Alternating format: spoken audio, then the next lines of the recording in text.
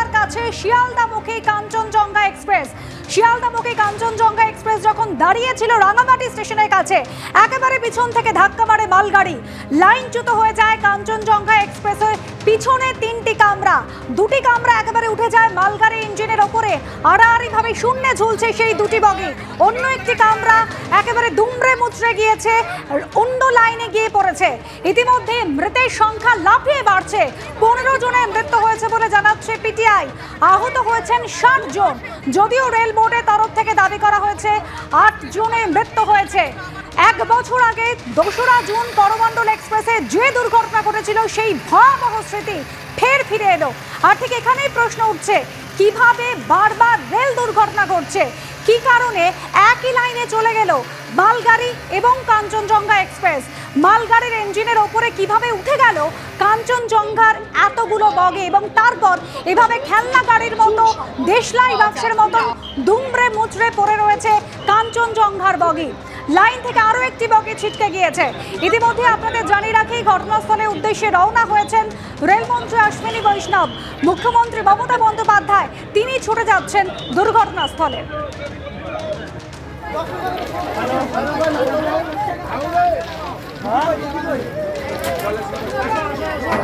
দুর্ঘটনা একেবারে পরের মুহূর্তের ছবি রেখেছে আপনাদের সামনে।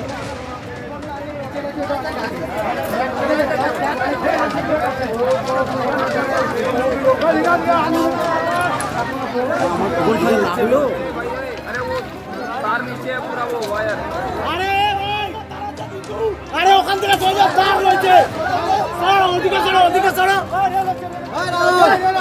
রাহুল লাল একটা রাহুল, আরে মালগাড়ির সাথে টক্কর লেগে গেছে রে।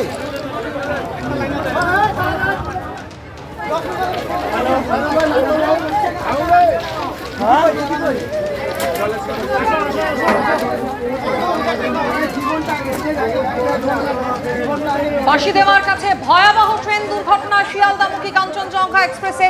মালগাড়ির ধাক্কা, লাইনচ্যুত হয়ে গিয়েছে কাঞ্চনজঙ্ঘা এক্সপ্রেসের পিছনে 3টি কামরা।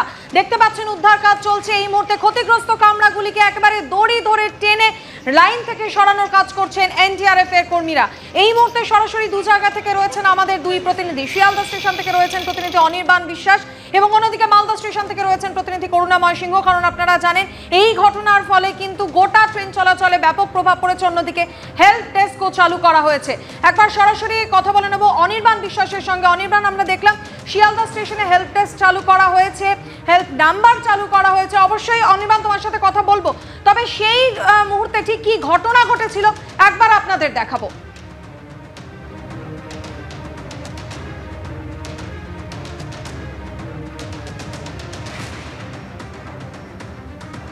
এখনো পর্যন্ত পিটিআই সূত্রে যে খবর পাওয়া যাচ্ছে, মৃতের সংখ্যা লাফিয়ে লাফিয়ে বাড়ছে। 15 জনের মৃত্যু হয়েছে, আহত হয়েছেন 60 জন, এমনটাই খবর পিটিআই সূত্রে।